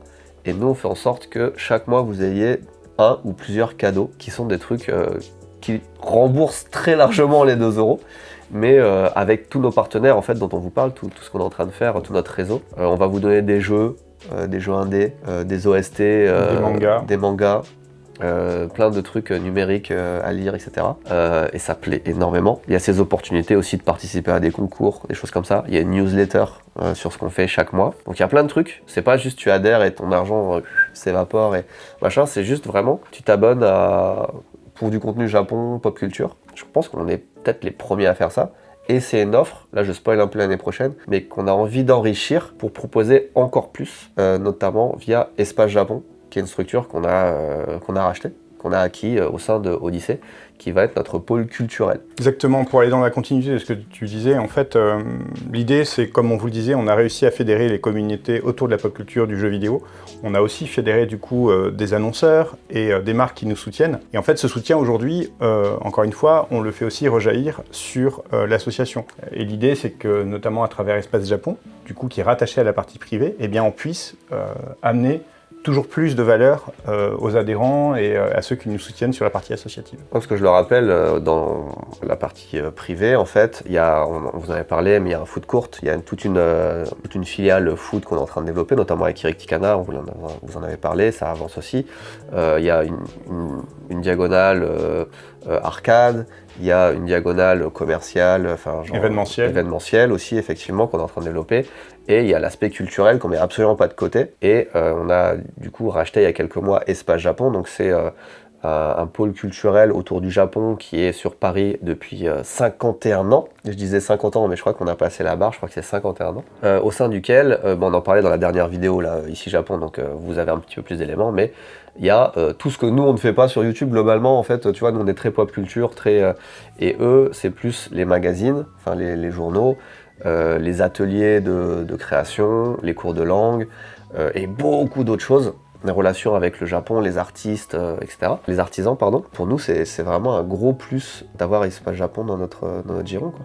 Exactement. En fait, aujourd'hui, Espace Japon, c'est vraiment la société qui porte l'art de vivre japonais, la culture japonaise. Et ça a beau être une entreprise, malgré tout, ils œuvrent depuis maintenant 50 ans, comme tu le disais, eh bien, à valoriser toute cette culture qui est extrêmement riche. Et tu parlais de 2 journaux. Effectivement, il y a un journal OVNI qui est complètement en japonais à destination de la communauté japonaise et qui est même distribué d'ailleurs au Japon. Et de l'autre, il y a Zoom Japon qui traite de la culture japonaise au sens large. Et pour nous, c'est vraiment important parce que ce qu'on voit à travers Odyssée, c'est bien sûr, encore une fois, tout le projet muséal qui est porté par l'association et c'est géré d'une main de maître. Et de l'autre, il y a toute la partie privée où ce qu'on veut, c'est bien sûr raisonner jeux vidéo, mais aussi et surtout pop culture.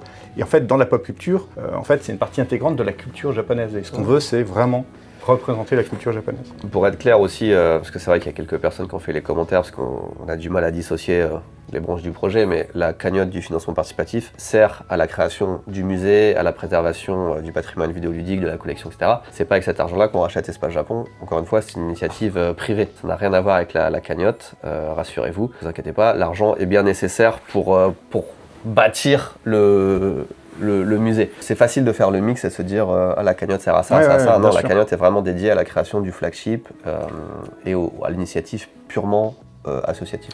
D'ailleurs, si on rentre 2 secondes dans les sujets financiers, promis sans être trop chiant, globalement, en fait, ce qu'il faut garder en tête, c'est qu'une association n'a pas vocation à lever des fonds. Un crowdfunding, même si parfois on parle de levée de fonds, ça n'est pas vraiment une levée de fonds. Et en fait, typiquement, aujourd'hui, souvenez-vous, quand on parlait du projet Odyssée, quand c'était encore un projet, on parlait de 1500 mètres carrés. Là, aujourd'hui, on est arrivé à 12 000 mètres carrés, et à un moment, il y a 3200 mètres carrés qui vont être consacrés au musée. Le musée n'a pas vocation à lever des fonds et ne peut pas, en fait, payer plusieurs millions d'euros, puisqu'on parle vraiment de plusieurs millions d'euros, un peu moins de 10 millions d'euros, pour aménager le musée. Et c'est là où, effectivement, la société privée prend le relais pour justement financer ce que l'association ne peut pas faire. Et encore une fois, on vous a donné quelques exemples sur les liens qu'on crée entre le public et le privé, le public pour nous, raisonnement associatif, et ça permet d'aller chercher. Ben vient de s'évaporer, la caméra a shut down vraiment parce qu'elle a trop surchauffé. J'ai jamais tourné aussi longtemps avec cette caméra. Voilà. Cette petite caméra est une merveille, DJI Osmo Pocket 3. On attend la 4 avec impatience. Et il se trouve qu'elle fonctionne très bien, même pas plus d'1h30 apparemment. C'est pas fait pour. Hein. On a un rendez-vous là, donc Ben vient de jumper, de sauter en dehors de la pièce pour accueillir la personne qui arrive. Sur Odyssey, on a quasiment fait le tour. On n'a pas parlé vraiment. Là, je vois qu'on a le livre. On en a sorti 2 livres.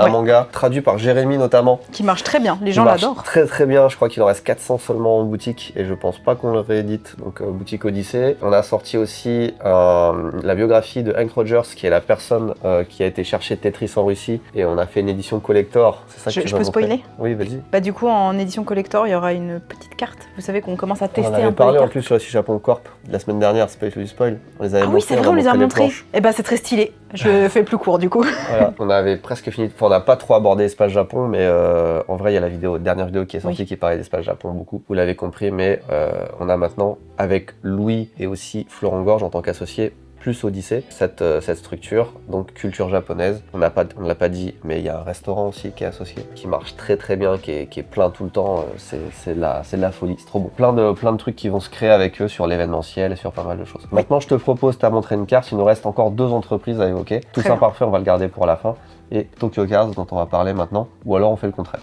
Faisons le contraire. Tous Imparfaits, il y a à la fois beaucoup de choses à dire et peu de choses à dire, dans le sens où c'est 2021, 22, 23, 24, 25, c'est la 5e année. Donc on est quand même bien rodé. L'année dernière, on était super fiers. G-Shock, collab Spy Family, plein de collabs avec des artistes. Excite. Là, cette année, on a fait encore plus de sorties. On a eu au minimum 2 sorties par mois. Donc maintenant, Léo s'occupe quasiment à temps plein de Tous Imparfaits, avec un peu de juridique de temps en temps, mais...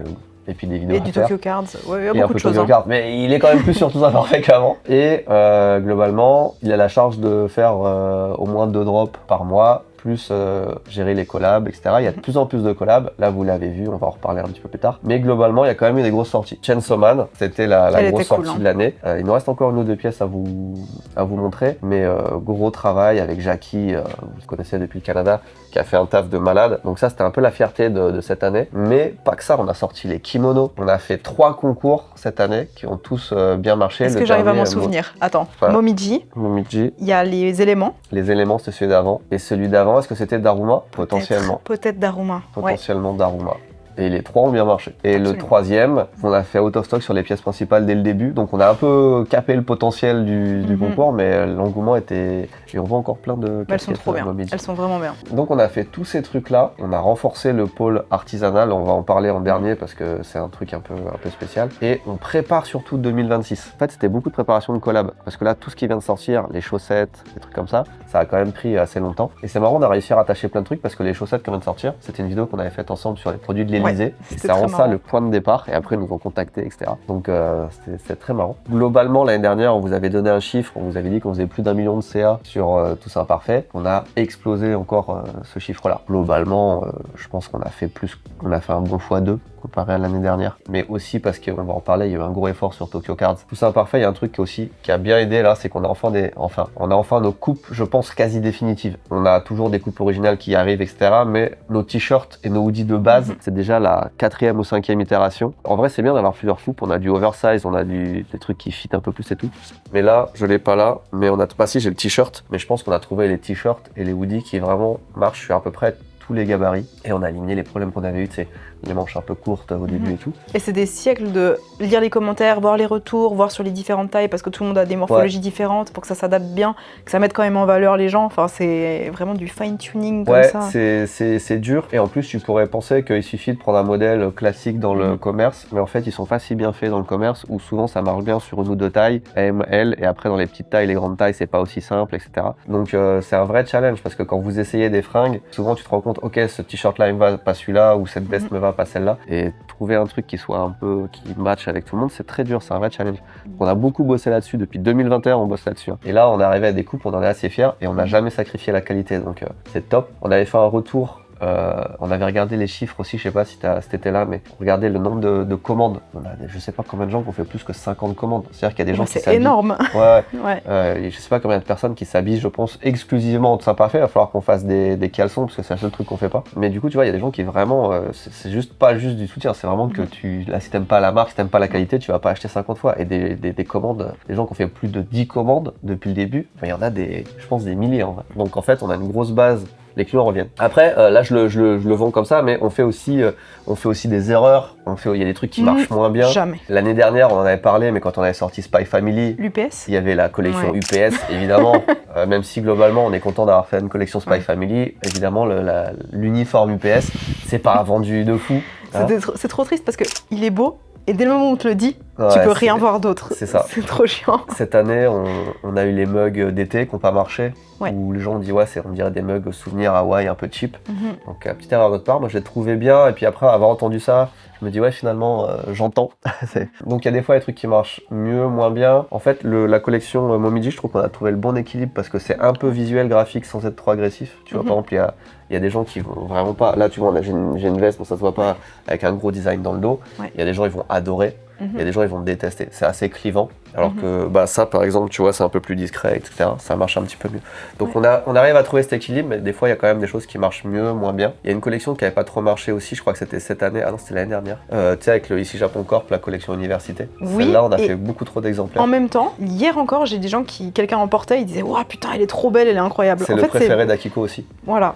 C'est un peu ce que tu dis, c'est des trucs un peu différents, un peu plus clivants, mais des gens adorent aussi. Ouais, mais c'est un peu bizarre. Dès que c'est un peu plus clivant, ça marche moins bien, mais c'est les pièces sur lesquelles généralement on est le plus satisfait parce qu'il y a un vrai travail derrière. Peut-être, est-ce que tu peux juste dire pourquoi est-ce qu'on fait pas de précommande sur les concours? Tu vois, on a sold out un concours, ça fait que plein de gens on a essayé deux choses. La première chose, c'était on fait une partie avec des stocks limités, genre on fait 1000 t-shirts, 1000 casquettes, et après le reste c'est précommande. Et on a vu qu'il y avait beaucoup de frustration parce qu'il y a des gens qui recevaient leurs trucs rapidement, ceux qui commandent dans les premiers jours, finalement le premier jour ils reçoivent chez eux, et après les autres c'est une précommande, c'est-à-dire qu'il faut relancer, même si on a la base d'un t-shirt, il faut relancer des impressions et ça prend souvent 6 semaines. En plus on avait eu un raté sur les casquettes éléments où ça avait pris encore 6 semaines de plus. Donc il y a des gens qui disent c'est pas une précommande mais je le reçois pas tout de suite parce qu'on le met en fait sur les conditions changent sur le site, vous le recevez de telle date à telle date et après ça passe en précommande. Donc des fois tu fais pas attention ou etc. Donc c'était un peu confus. Donc là cette année on s'est dit on va faire beaucoup plus de stock, on en aura pour tout le monde. Et si on vend pas tout, au lieu d'arrêter les ventes, on continue à les laisser. C'est pour ça qu'il reste encore des casquettes Momiji. Le désavantage de ça, c'est que comme on n'a pas relancé en précommande, les hoodies étaient out of stock au bout de 2 jours et il n'y en avait plus. Donc c'est très dur d'avoir une solution, on l'a pas. Et faire des précommandes complètes, c'est-à-dire on n'a rien en stock du tout et on fait une précommande, c'est chiant parce que partir de zéro, ça prend quand même, si on n'a pas de base à rien, ça prend genre 3 mois. Donc c'est très dur. Mais j'entends l'argument et en fait, ce système, on va le garder pour certaines pièces uniques. D'ailleurs, on va spoiler un petit peu ce qui arrive, mais on vous parle de Latitude 0 depuis longtemps, qui ne va pas s'appeler Latitude 0, mais c'est le nom de code du projet, avec des pièces qui sont vraiment des pièces voyage qui sont assez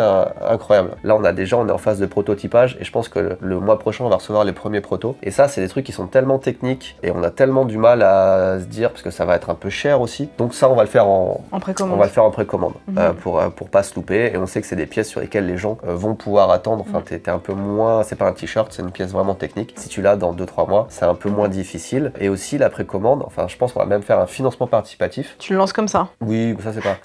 On rentre dans le spoil. Okay. L'idée c'est de faire un financement participatif sur ce genre de pièces pour essayer de toucher une communauté aussi en dehors de Ici Japon. Là, c'est vraiment pas des pièces qui vont être brandées, ça va être une marque à part. C'est du tout c'est imparfait, mais c'est une collection à part qui a vraiment pas vocation à toucher les fans, même si je sais que les gens qui connaissent la qualité, j'espère, vont être clients, mais c'est vraiment pour les gens qui voyagent, quoi, globalement. C'est un vrai défi pour une marque, une fois qu'elle a son noyau, de réussir à sortir de ça, de toucher des nouvelles personnes, de toucher d'autres. Et comme nous, on veut pas mettre un budget com qui fait des dizaines, des centaines de milliers d'euros, même si peut-être on devrait tenter. Le financement participatif, ça me paraît être une bonne idée. Donc on va se tenter là-dessus. Et en vrai, vu que c'est une demande aussi pour bien gérer les stocks, on va se tenter ça. Déjà sur cette pièce-là, je pense printemps. Tu m'avais dit, Théo, il est dessus. Théo avec et Jackie sont déjà sur la DA du financement participatif et parce qu'en fait là, le but sur ce genre de choses, et c'est là que ça devient complexe, c'est que tu crées pas un vêtement, c'est que tu crées un univers, tu crées une marque. Donc là, on a créé un logo.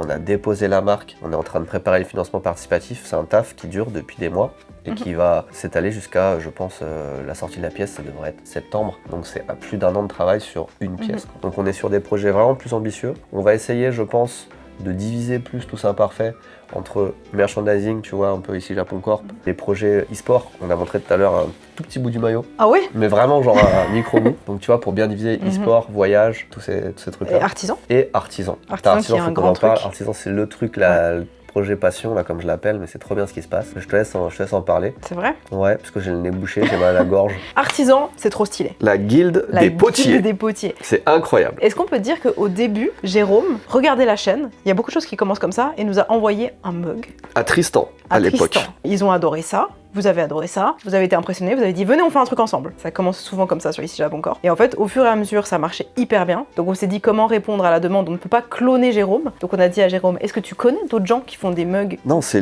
lui qui a proposé en plus, qui a dit ouais je peux pas faire plus mais par contre... J'ai des connaissances et donc petit à petit il nous a dit regardez j'ai cette personne que je peux faire rentrer dans la guilde. Donc vous en avez déjà rencontré 2 autres. J'essaie de trouver leur prénom, Fedra et... Je te laisse galérer. Non. Si. Parce que t'as pas la réponse? Si, P. Ah, bah, je viens de dire. Fedra et P. Perrine. Voilà. Et Perrine, qui ont rejoint le gars aussi. Maxence. J'ai essayé de te piéger, ça n'a pas marché. Maxence. Donc en fait, petit à petit, le but c'est pas d'avoir plus de pièces d'une personne, parce que c'est juste pas possible humainement, mais juste d'avoir de plus en plus de produits, de plus en plus d'objets, de mettre en avant des créateurs, de les faire bosser, de faire du Made in France. Ouais, c'est trop bien. Mais ils sont ouf, hein. La guilde des potiers, ils sont incroyables. Franchement, ils ont tous leur personnalité, et c'est tous des passionnés, et c'est un monde... Enfin, il faut y rentrer, quoi. Si t'es pas potier ou si t'es pas artisan de base, c'est dur de voir comment ils fonctionnent, comment... En plus, ils ont toute leur réflexion autour de la poterie et tout, c'est super niche, mais entre eux, quand tu les entends parler, c'est trop bien. Et ils ont tous un univers différent. C'est Fedra qui disait, je l'ai dit dans la vidéo, mais c'était pas mes mots, un potier, un mug. Vraiment, tu peux faire des centaines, des milliers de créations différentes, chacun a sa patte, ils ont pas le même matériel, ils ont pas les mêmes mains, ils ont pas la même vision du truc, donc c'est trop bien. Et moi, je suis ravi que ça plaise autant. Et ça permet de montrer des vrais gens, je trouve. Parce que nous, on a l'habitude d'être devant la cam, mais le fait d'aller voir toutes ces personnes, que eux, ils sont pas forcément hyper habitués, mais ils sont passionnés. Et Jérôme, c'est un vrai gens. Jérôme, c'est un vrai gens. Et c'est pareil avec l'artisan tartineur. Oui. Un peu à un autre niveau, mais c'est pareil, on nous a envoyé. Là, on rentre vraiment dans du spoil hardcore. Je sais pas si j'ai mis dans... Est-ce qu'on en parle vraiment ou pas? Si. Mais c'est même là en plus. Ouais, ok, on a le droit d'en parler. On a tourné une vidéo déjà, qui n'est pas sortie, la semaine dernière. On a été le revoir, vous l'avez déjà vu, et là on a été le voir pour vraiment affiner la recette. Pour vraiment pas affiner, pour juste préparer la recette, on est parti de zéro. Et pareil, c'est quelqu'un de passionné, qui fait ça depuis des années, qui a un savoir-faire que nous on n'aura jamais. Donc en fait, s'entourer de gens comme ça, c'est trop bien. Et on voit plein de synergies, parce que lui il fait de la nourriture, ah bah tiens, on a abonné qui fait de la nourriture, peut-être qu'il y a moyen de faire des choses ensemble, enfin... Concrètement, ce que tu es en train de dire, c'est qu'on a fait notre recette de pâte à tartiner, on a déjà un nom, on a déjà une marque déposée, on a déjà Théo qui travaille sur un logo, sur une DA, etc. Donc c'est pas du 100%, mais vu comment ça se passe, il y a très peu de chances que ça se fasse pas, donc on est assez confiant pour en parler. C'est vraiment les projets kiff, faire sa pâte à tartiner. C'est encore au-delà d'avoir son distributeur automatique, tu vois. Mais vraiment, ça c'est des rencontres. En plus, c'est vous qui avez envoyé la première pâte à tartiner. Je sais pas quelle est la personne, je la remercie infiniment, qui nous a envoyé la pâte à tartiner de l'artisan tartiseur, qui a fait qui nous laisse un message, qu'on le contacte, qu'on y aille pour voir comment ça se passe, parce qu'on était curieux, qu'on se dit est-ce qu'on ferait pas un truc ensemble, qu'on y retourne. Trop bien, l'aventure est incroyable. Et après, je pense que ça ne peut que marcher vu comme elle est incroyable. Si c'était pas des produits de fou, on le ferait pas. Mais même si ça marche pas, la règle, l'aventure est folle, quoi. Il y a des projets comme ça dont la pâte à tartiner, sur lesquels on travaille, qui sont a priori, tu vois, on commence avec des t-shirts et on finit par faire de la pâte à tartiner. Vous comprenez l'intérêt, le besoin qu'on a de diviser les sections de Tous Imparfaits, parce que vraiment on va pas faire un site de chaque. Déjà, c'est un peu chiant de diviser Tokyo Cards et Tous Imparfaits. Est-ce qu'on embraye sur Tokyo Cards? Tokyo Cards, on finit là-dessus, c'est beaucoup trop long et personne ne va arriver jusqu'à ce morceau de la vidéo. Mais c'est pas grave.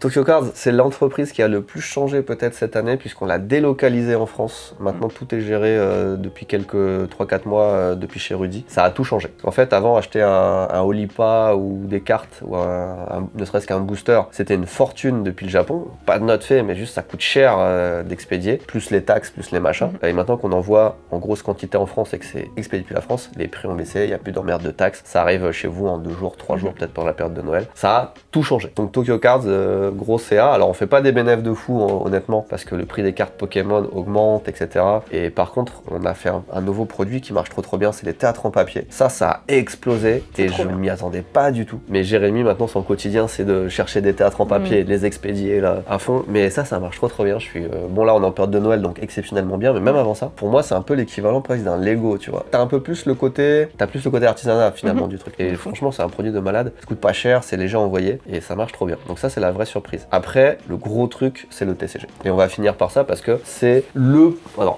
attends. Je vais quand même vous dire un truc. Il y a des trucs qu'on peut pas spoiler. 6 trucs, c'est sûr, on peut pas vous les spoiler, mais qui sont des grosses annonces 2026 qu'on fera. Ah oui, on a lancé la Gacha Box aussi, je viens de voir les notes. Il y a tellement de trucs. Ça, c'est bien. Les Olipa Premium aussi. Olipa Premium, Olipa Premium, carton. voilà, c'est out of stock à chaque fois qu'on en met en 1 heure. Et Gacha Box, je pense qu'on a quasiment tout vendu aussi avant Noël. Mais ouais, TCG. Énorme chantier. Énorme chantier qu'on essaye de faire bien. C'est une grosse raison pour laquelle t'es en France aussi. Absolument. TCG, c'est un méga gros projet. En fait, on avait fait la carte e-sport en test, ça fait déjà quelques mois, ça avait super bien marché. On a adoré bosser avec Tristan, donc, qui est l'imprimeur, et on s'est dit comment faire encore plus de choses pour travailler avec lui et comment développer un univers à nous. Moi, j'ai beaucoup joué à des TCG, donc on est entouré de collectionneurs aussi, mais en général, même Timothée au Japon, Théo très, surtout Théo. Surtout Théo, il a une belle collection. Et tous les gens qu'on rencontre. Et c'est un peu lié quand même au Japon, à l'aspect collection que tu as toujours eu, et le côté développer un univers qui est trop bien. Et le côté Tristan, putain, le travail de malade qu'il fait, si on n'était pas tombé sur Tristan, on l'aurait pas fait. Parce qu'on voit d'autres projets de TCG qui pop, on voit leurs cartes et tout, et je veux pas chier sur le reste, mais je veux dire, on n'aurait pas fait. Si vous voyez des bons TCG qui sortent, généralement c'est lui qui les a fait. Généralement c'est lui qui les fait. Donc on a une relation de confiance, on travaille pas avec n'importe qui. Donc ça c'est un peu la personne pour le côté physique de la carte. Et attends, parce qu'il y a la carte que tu as montrée là, il y a Tetris parce que tu as dit on a fait e-sport, mine de rien on a fait 3 cartes déjà. L'e-sport elle est partie trop vite, on n'en a pas ici. Ah merde, j'en ai moi dans ma... Lointain. Ouais. J'ai l'impression qu'il nous en manque une. Ah c'est parce qu'elles sont pas encore sorties. Oui, parce qu'il y a d'autres trucs qui sortent avant le TCG. On sort pas un TCG, alors ça c'est un truc, on sort pas un TCG du jour au lendemain. Non. Il y a tout un réseau, il y a plein de trucs et tout, et c'est du graduel. C'est monstrueux. C'est vraiment, à chaque fois que tu contactes quelqu'un qui te dit non mais attends, il y a aussi cet acteur-là dans ce jeu, et il y a ça qu'il faut penser, et ça, et les testeurs, et les machins. Et en fait, c'est gigantesque. C'est vraiment un poulpe dans un poulpe dans un poulpe. C'est très cher. On revient là-dessus là après. D'abord, on s'enthousiasme. Non, mais il y a beaucoup de choses à faire. Il y a développer l'univers. Donc, je reviens depuis avant. Donc, Tristan pour la partie pratique. Il y a Manon, avec qui on a déjà fait plusieurs projets, qui a priori m'aidera en tout cas sur le lien avec les artistes et peut-être une partie du développement de l'univers. Une personne dont je n'ai même pas encore parlé à Benoît pour écrire l'univers. Ok. Voilà, donc c'est bien, tu le découvres en même temps. Et on a Ludo de Ludiworld qui lui fait les règles. Donc il a un passé de joueur énorme, qui est passionné vraiment. Je crois qu'il n'y a pas un jour où il m'écrit pas alors j'ai testé une nouvelle mécanique, est-ce que tu penses que ça peut fonctionner? Je sais pas si on l'a vu en vidéo, mais on était chez lui avant-hier, la dernière fois, pour tester la première mécanique du jeu. T'as pu jouer pour la première fois, toi? J'ai pu moi jouer pour la première fois, et avec mon œil, moi je suis plus novice dans le TCG, je trouve ça incroyable. Il y a plein de trucs à régler. C'est normal, hein. Mais je trouve la mécanique incroyable, l'univers est fou. Et j'ai trop hâte de jouer à la version finale. Et les cartes vont être top. En fait, même sans avoir la DA des cartes, le fait, parce qu'on sait avec quelle carte on va jouer, quel univers et tout, ça va être trop bien. Et l'univers étendu qu'on va pouvoir faire à côté va être trop bien. Ça va être fou. Si ça marche pas, je pète un câble. Vraiment. Le potentiel est fou. Moi, je pense que c'est un peu tout mon enthousiasme, mais c'est un peu celui où j'ai le plus d'affect de le voir grandir, parce que on part de zéro, quoi. On part de rien et on crée quelque chose qui peut être vraiment grand. Et à notre échelle, faire ce genre de projet, c'est un truc de malade. Vous vous rendez pas compte, mais c'est vraiment...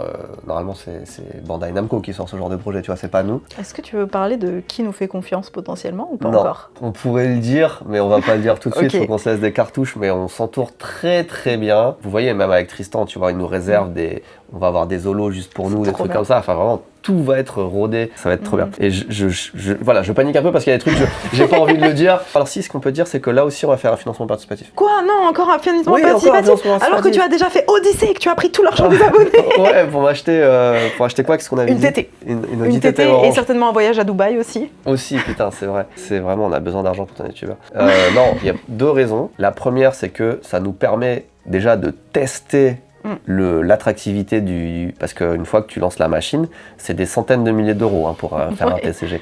Et tu peux pas faire un TCG et te dire vas-y, j'ai mis tout l'argent de ici Japon dedans, est-ce qu'on va le vendre? Là, c'est vraiment un niveau où on peut pas se permettre ce genre de risque. Il y a ça, puis on veut faire un vrai TCG, ça veut dire qu'on le sort, mais après, il faut qu'il y ait des extensions régulières pour que le jeu vive en fait. Oui. Pour les gens qui connaissent ça, on veut le faire pour de vrai, bien. Ça veut dire qu'on pense déjà en avance aux extensions qui vont sortir pour qu'ils soient périns, pour qu'il y ait des concours, qu'il y ait pas des concours, des tournois. Pour être concret, c'est-à-dire que quand le TCG sort, quand vous l'avez en main, la prochaine extension est déjà prête et celle d'après est en cours de construction. C'est vraiment un projet énorme. Il y a aussi, encore une fois, cette volonté de sortir de la communauté. Et le financement participatif en général, on espère que la communauté va un peu se mobiliser et pousser le projet, évidemment. Je compte sur vous comme d'habitude, mais j'espère que le projet se suffit en lui-même pour faire du bruit dans la communauté TCG, que les gens vont participer bien au-delà de la communauté et qu'après on va pouvoir s'étendre grâce à ça. Voilà, donc ça c'est vraiment le gros truc, ça devrait sortir. Nous on vise Noël de l'année prochaine. Alors,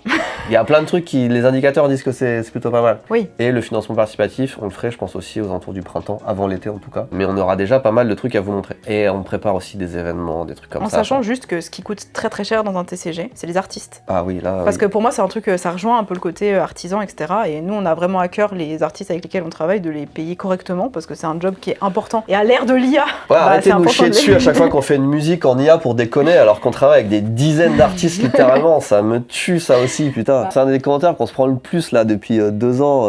L'IA. Alors qu'on travaille littéralement avec des dizaines d'artisans et d'artistes, putain, arrêtez de casser les couilles là-dessus, les 3 personnes. Là. D'ailleurs, il y a une musique qui va sortir, pas pour l'IA, pour l'e-sport. Je sais pas si vous en avez parlé, pas du tout. Non. Ok, je dirais alors. Mais ouais, on essaye en tout cas de bosser avec des artistes le plus possible, des artisans, de les traiter correctement, de les payer correctement, et donc ça coûte extrêmement cher. Là, on va avoir besoin, je pense, de plus de 100 illustrations sur le, le lancement. C'est pas un t-shirt. Globalement, c'est le résumé de l'année 2025. Qu'est-ce qu'on prépare pour 2023 ? Il y a 2023 2026, hein. Ouais. Dans l'ordre 2026. C'est la fatigue, c'est la fin. Là. C'est très long comme vidéo, je pense que ça va faire 2 heures, pauvre Timothée. Attends, on parie sur le nombre de vues. Pour ceux qui sont arrivés jusque-là, moi je pense si elle se 20 000. Ah, j'allais dire 10. Ah, pour ceux qui arrivent là ? Non, moins que ça. Mais c'est pas grave, les gens qui vont jusque là, c'est le cœur. Ah, c'est le sang. Tu sais que ceux-là, quand ils nous croisent dans la rue, on le sent, qu'ils ont tout. Ouais. Mais non, mais en mode podcast, en vrai, ça passe, chill. On discute, peu importe, mais je me voyais pas, tu vois, tout ce qu'il y a à dire. Et en plus, on effleure les sujets, je pense qu'on devrait faire une vidéo par sujet. Puis comme ça, dans 10 ans, on pourra re-regarder la vidéo et faire un react où on dira comment ça, Latitude Zéro, tu te rends compte, on avait peur avec le financement participatif, maintenant c'est mondial. Les échecs, maintenant. Merde. Enfin, il n'y a pas vraiment eu d'échecs, mais il y a eu des arrêts. Tokyo Loots déjà, parce que Tokyo Cards et Tokyo Loots sont plus ou moins fusionnés, mais voilà. Parce que Big Flo est venu, il a dit, vous nous cassez les couilles, faites un seul truc. On a fait un seul truc. Voilà. Soyons honnêtes. Donc on a arrêté Tokyo Loots et on a mis Tokyo Cards en France, mais pour autant, on n'a pas arrêté non plus l'idée de Tokyo Loots. Voilà, Tokyo Loots.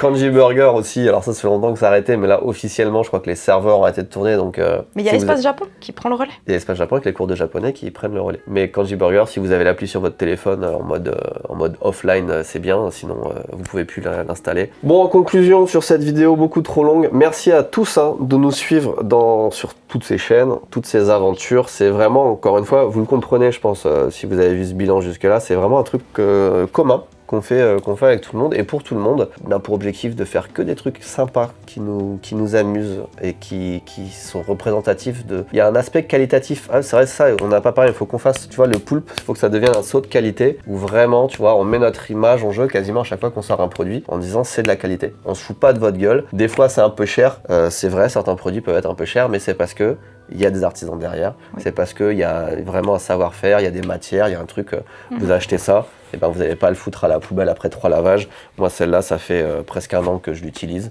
et regarde, elle est nickel chrome. Donc c'est de la qualité, c'est vraiment ce qu'on veut faire, et ensemble, et en s'amusant. Joyeux Noël. Joyeux Noël. Et bonne année. Et bonne année.